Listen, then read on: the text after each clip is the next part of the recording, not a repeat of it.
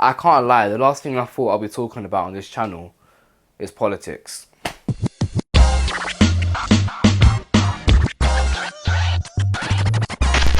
Hey guys, welcome back to my channel. Something you may not know is that many countries aren't as united as they seem. Unfortunately, disagreements, civil wars and other types of conflicts are very common, and this may lead to the formation of new nations and countries. This has happened in the past and it will continue to do so. So let's go over some countries that could indeed exist in the near future.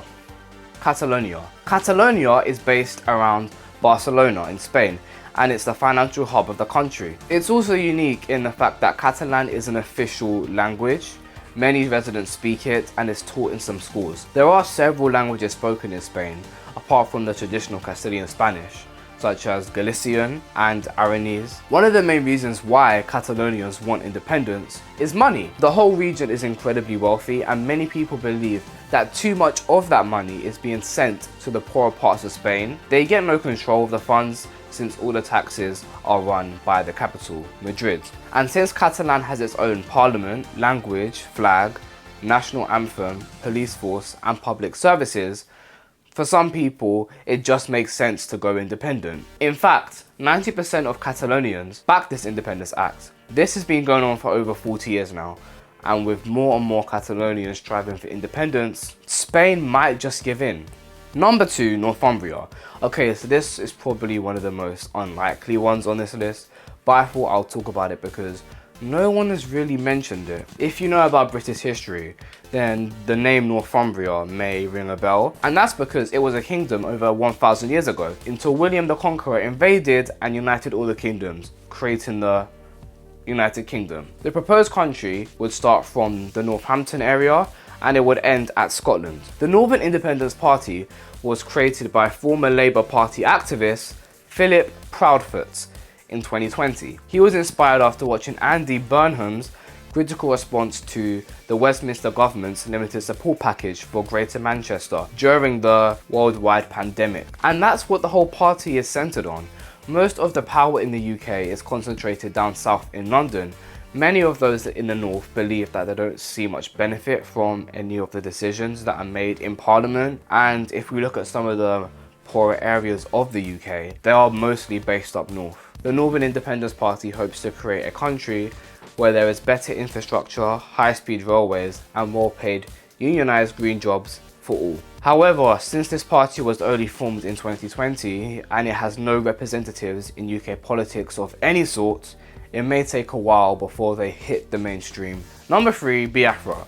So for those who know the African history, Biafra was a secessionist state that was founded by the Igbo people of Nigeria in 1967. This resulted in the Nigerian Civil War. There were a lot of reasons as to why the Igbos wanted independence, one of the main being colonization. Like many other African countries, Nigeria was an amalgamation formed by the British Empire. They created a country that was based around the River Niger and the Niger Delta, and by doing so, they forcibly combined hundreds of different tribes and cultures. For example, it would be like combining all of Eastern Europe and naming it as one country. Another reason was the mistreatment of the Igbos. Many lived in poor conditions, received low wages, and they hardly had any power or representatives in the government. This led to mass starvation and numerous strikes. After Nigeria gained independence in 1960, the Igbo people decided they wanted to become a separate entity like they were before. The thing is, the proposed Biafra was part of the Niger Delta, which is where the country's oil is, and I think we all know how valuable oil is. It's one of the main reasons why Nigeria is the wealthiest country on the African continent. Letting Biafra leave would take a huge toll on the economy, so a war ensued. To make a long story short, Biafra lost and ceased to exist officially. The reason why it's on this list is because there are still hundreds of thousands of people who want Biafra to become a recognised country. Since 2015, there's been a massive upsurge in Biafran separatists, and there are protests weekly. Many of the younger generation are also finding out about Biafra through social media platforms such as TikTok. With the number of separatists growing, who knows what could happen in the future. Hong Kong.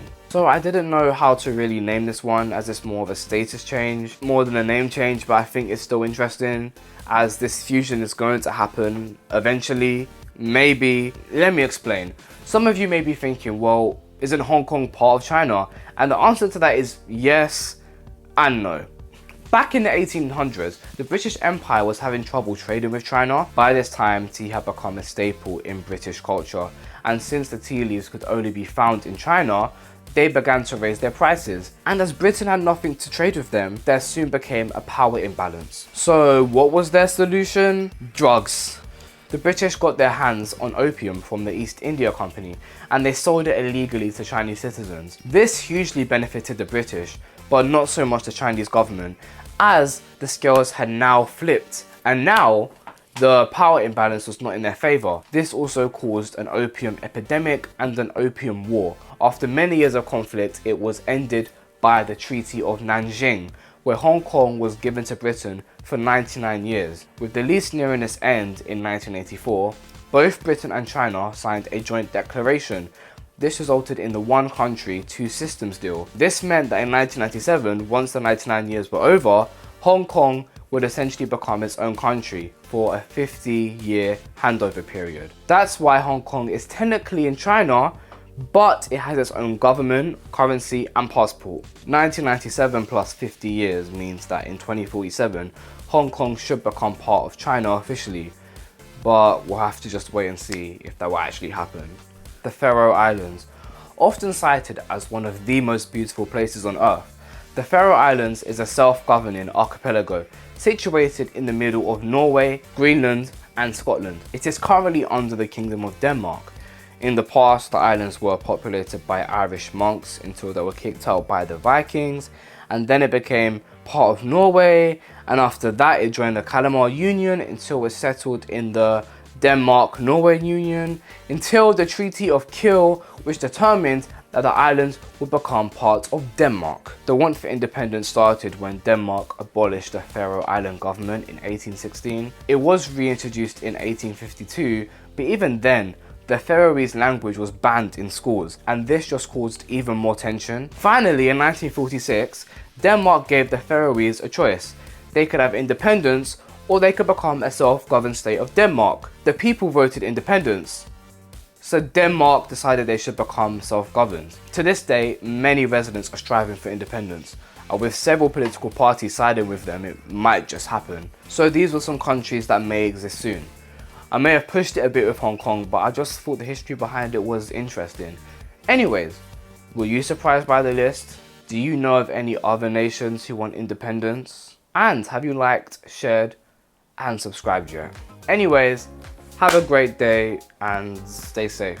Bye!